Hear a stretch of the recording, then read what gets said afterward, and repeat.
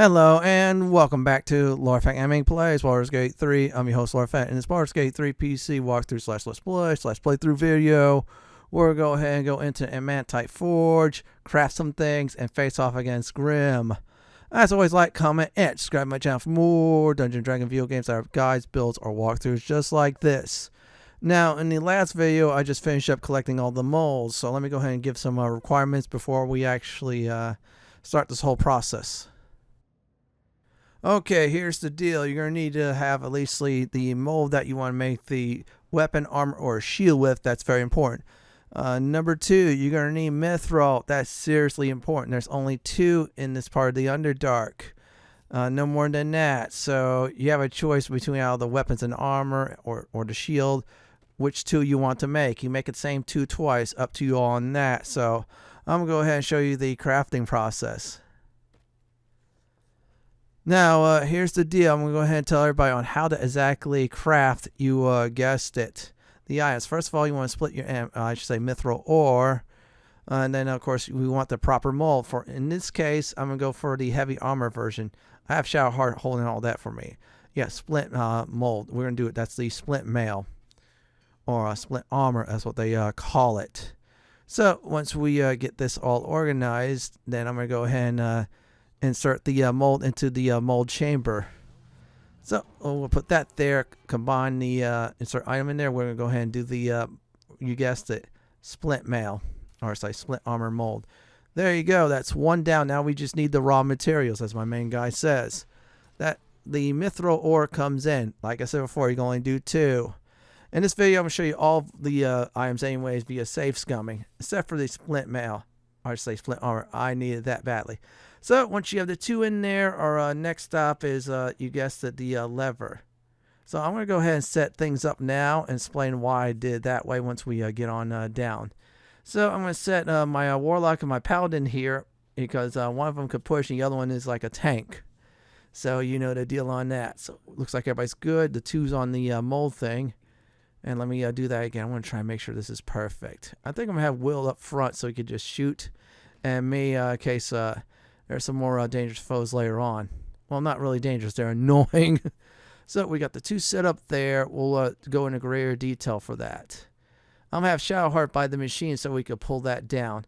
I'm going to leave a stair on there for now. So once you got the mold and the Mithral there, pull this forge lever. It's going to get on down. Yep, see, it already bangs it. That means you're in good progress. Only way to make the said item, of course, is the lava. We'll get to that in a few moments. However, let's talk about the boss. Here's how to set up and defeat Grym. Now, we have our 2 pullers there on the mold. We're going to pull the boss. Now, on the other hand, we have a stair on here. He's going to start the fight with the lever. I said the lava valve. Well, we'll get to that in a few moments. However, we have Shadowheart by the forge lever. So anyways, the battle will start with Grym coming out. Once he's in the lava, once we pull the lever, he'll have a debuff. He'll be able to be damaged again. So via, I should say, blunt. I think it's ice and lightning. You could do other weapons, but fire he's totally immune to, I believe. So object of the fight is simple, is to make sure the boss is in lava, get superheated. He'll take damage. That's the only way. And then what you want to do is have the 2 on the mound. I should say the mold mound right there. Pull the boss towards the center. You want the boss exactly on the hammer. That's what they call it when you superheat it. So when the boss is on the spot, have like for example your cleric Shadowheart, pull the forge lever. He'll take damage. You gotta make sure that lava is constantly flowing. Now at some point when it's down 100 hit points on the boss, Magma Mephits will come out to play. Take those Mephits out real quick. And still having the boss at the same spot, using the hammer when it's superheated to take damage. Keep on doing this, and you win. This one might take a lot of tries for you, so let's do it.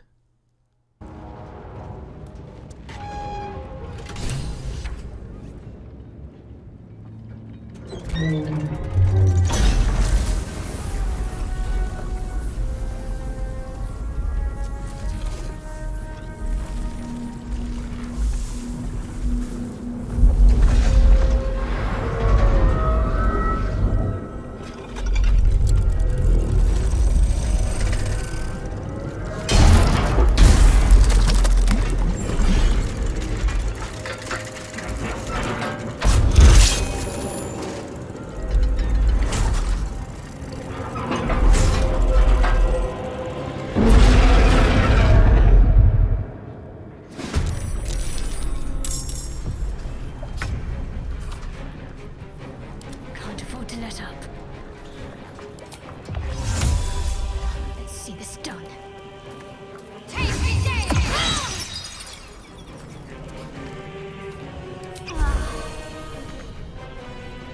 Still breathing, despite everything.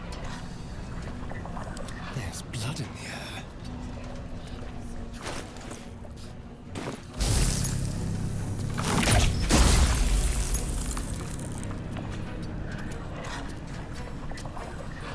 Survival is all that matters.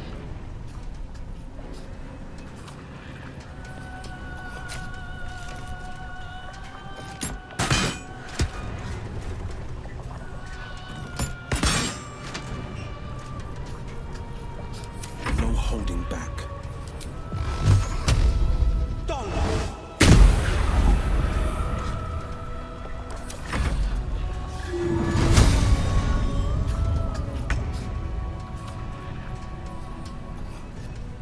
Talk to me.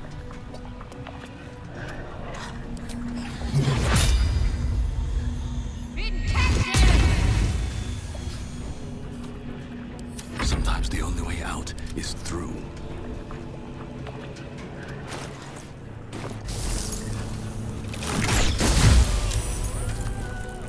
Can't even catch my breath.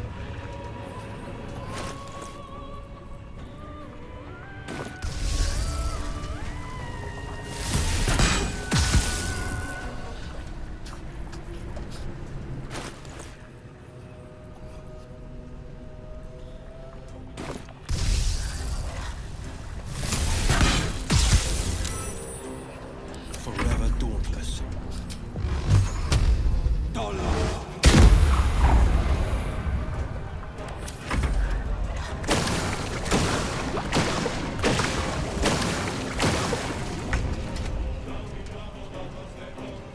Time to kill.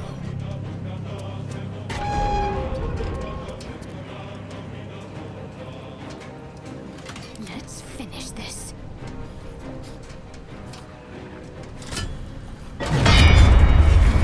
That is where we wielding a fist. Come on, can't stay idle.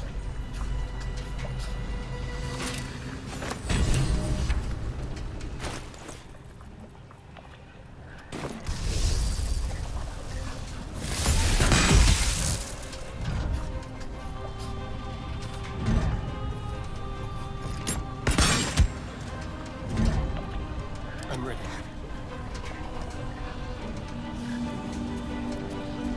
Never a dull moment. Blood comes easy these days. This is my time.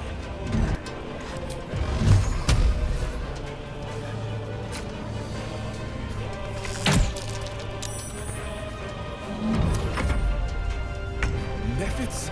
As if my hands weren't full already.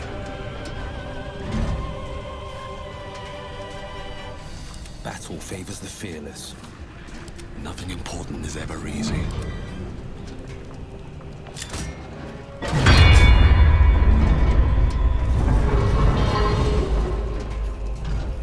Shall we cut and run?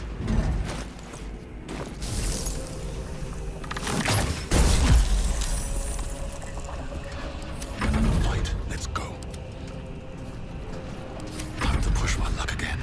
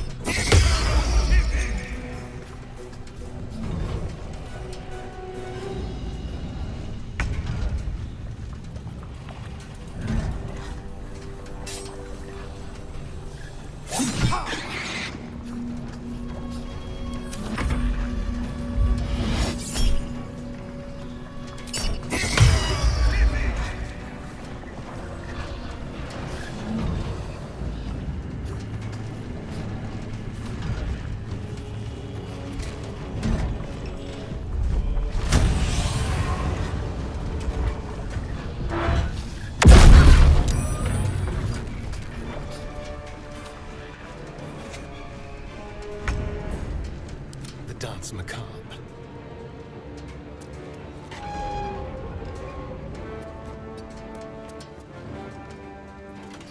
I wonder if this is worth the cost.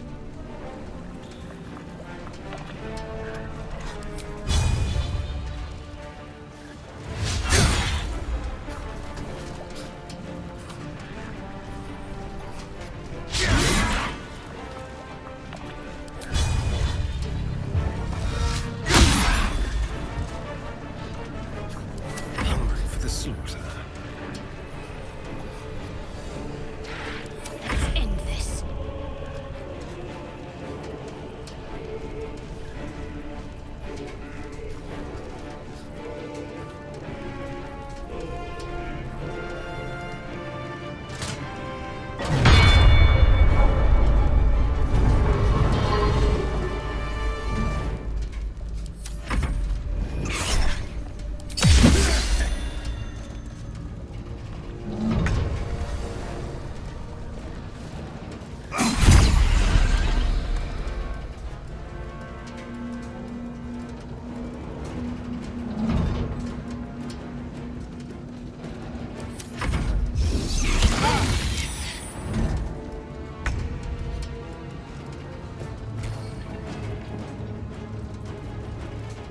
Let's spill some blood.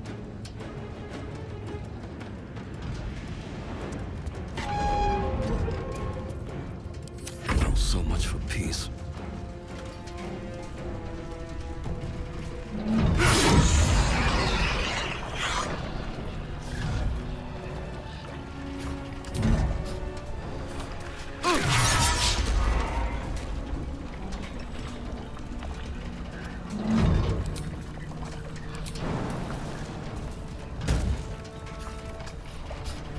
Got to keep fighting.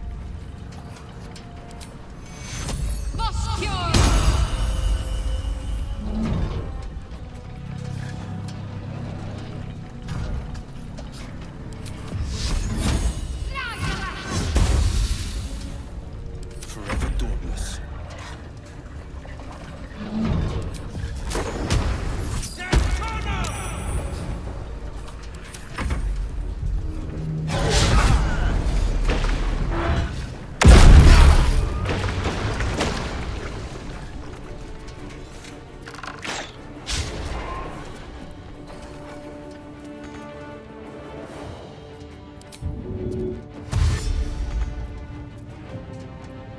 Nothing will stand in my way.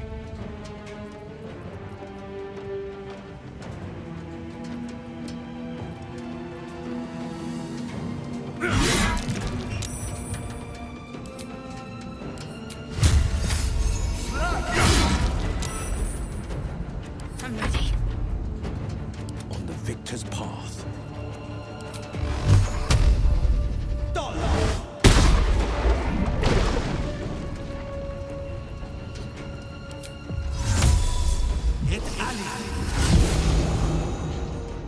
Can't give up.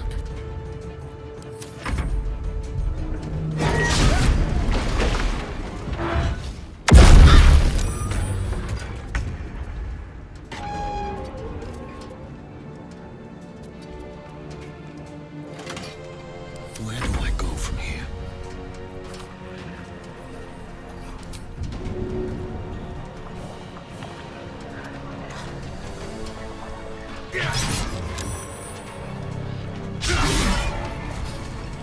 My faith will protect me.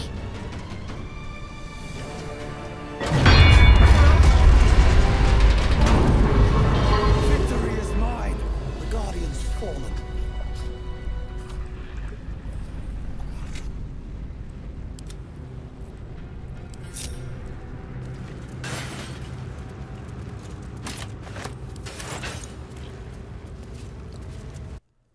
Oh, wow. We really did it. I'm going to go ahead and heal everybody up. I'm going to rest either way after all this. This is it for me for the Underdark, basically in Act 1. Now, that was a good and long, hard boss fight. Just did what I did to keep you cool. Sometimes the boss will, not get hit by the hammer when it's superheated. So don't panic at all. I'm going to go ahead and go into greater detail for the 2 items I just did get, the one I created and the other one from the boss. So I'm going to go over each of the items that you craft possibly via save scumming. So here we go on the first weapon. The Adamantine Scimitar. So here's the deal on that. It's 6 through 11 damage. That's 1d6 plus 5 on the slashing. Diamond skin, if a adamantine weapon hits a object, then the hit's always critical. Not bad, for example, breaking down doors or chests maybe. Lethal weapon, this weapon ignores resistance to slashing damage. So that's not bad at all. There's 2 proficiencies and it's light and it works with finesse too. So let's get to the next weapon. Next up on the list is the Adamantine Mace. That's 5 through 10 damage, so that's 1d4 plus 4. Now, like the previous weapon, it's Diamond Bane. So in other words, if any, for example, objects you want to hit, it'll always be critical hit, like a door.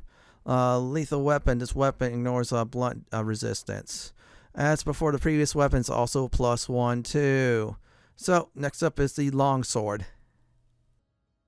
The Adamantine Longsword, so the damage is 5 through 14. That's 1d10, or in other cases 1d8 plus 4. Now again, it has the same thing as the other 2 weapons. Diamond Bane, if a adamantine weapon hits an object, like for example a locked door, it always critical hits. It's also a lethal weapon too, like the other one, and the weapon ignores resistance to slashing damage. It's a plus 1 weapon like the other ones. This one's alright. But the weapons, I'm going to be blunt about it, pass, because you'll definitely get better ones throughout the game. So let's talk about the shield. Next up is the Adamantine Shield, plus 2 armor class, aka plus 2 AC. Adamantine Shield, when a melee attack misses you, the attacker is sent reeling for 2 turns. Shield Bash also has, when a foe hits you with a melee attack, you can use your reaction to knock it prone unless they are successful at a dexterity saving throw. Attacks cannot land critical hits on wearer or say user. This is a pretty good shield, so if you're more of a tanking type of character, this will go nicely.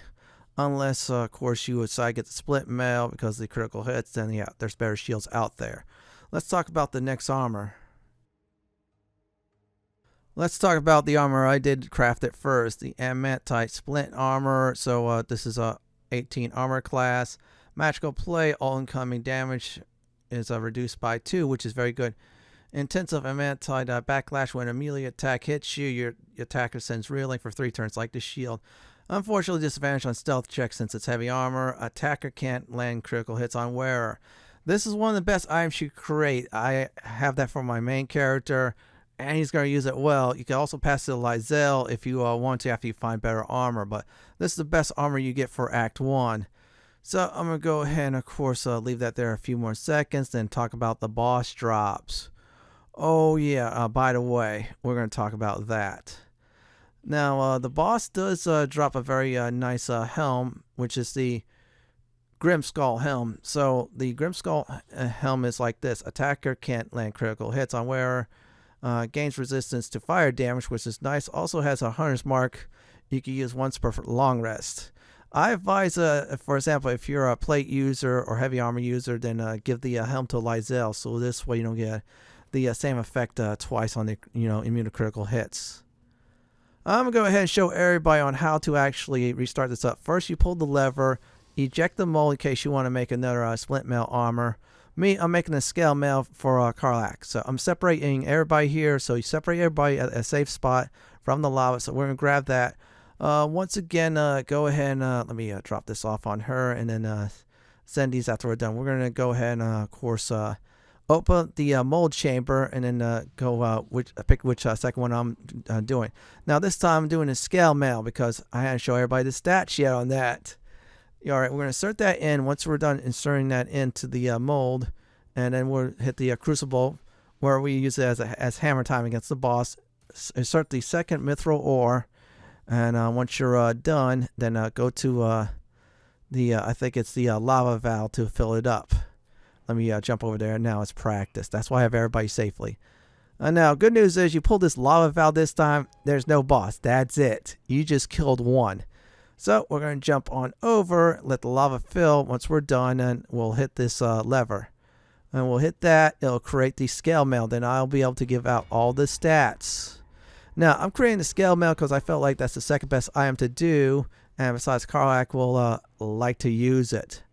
Or any other character who needs some armor.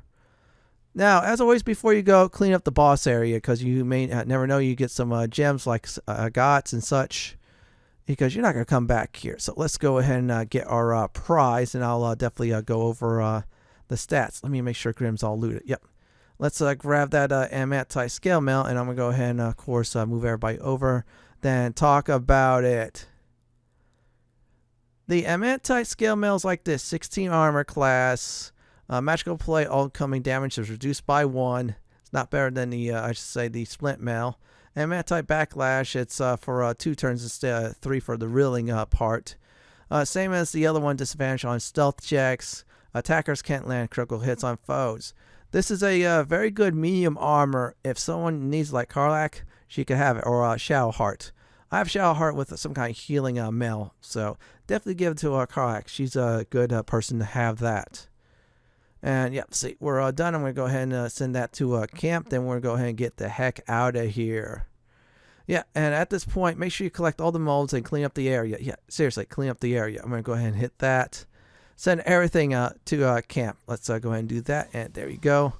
Let's grab it. Send it all there. After that, I'll show everybody on how to get the heck out of here. Okay, let's send that to camp.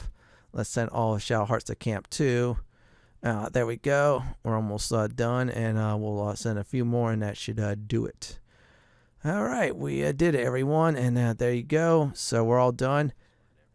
Now, how to get the heck out of here? Simple. By the forge lever where you use the hammer time on Grym, push this button. Now, push it before you have everybody on the platform. I accidentally have, of course, stare on the platform. Big oops on my part. So we're all up there. So I'm going to go ahead and skip ahead towards the recap. Here's a recap for this video, everyone. So we prepared to face off against Grym. Of course, craft some Adamantine armor, in my case. We saw Grym. We kicked this butt by abusing the forge against him in lava 2. After all that was said and done, I did some safe scum and show what you could craft at the forge. Craft my final item after that. So we're basically done with Act 1. In the next Baldur's Gate 3 walkthrough video, we're going to hit end day 7. This is it for my Baldur's Gate 3 walkthrough, Underdark Grymforge Grym Boss fight, and the Adamantine Forge video. This is Lord Fenton signing off. Thank you for watching, and have a great day or night, and do please stay safe. Please subscribe to my channel for more classic and modern Dungeons & Dragons walkthroughs, builds, guides, and more just like this. If you like what you see, then go ahead and pick my suggestion on the upper left-hand corner, or YouTube suggestion on the bottom left-hand corner. I'm going to go ahead and relax in this nice chair.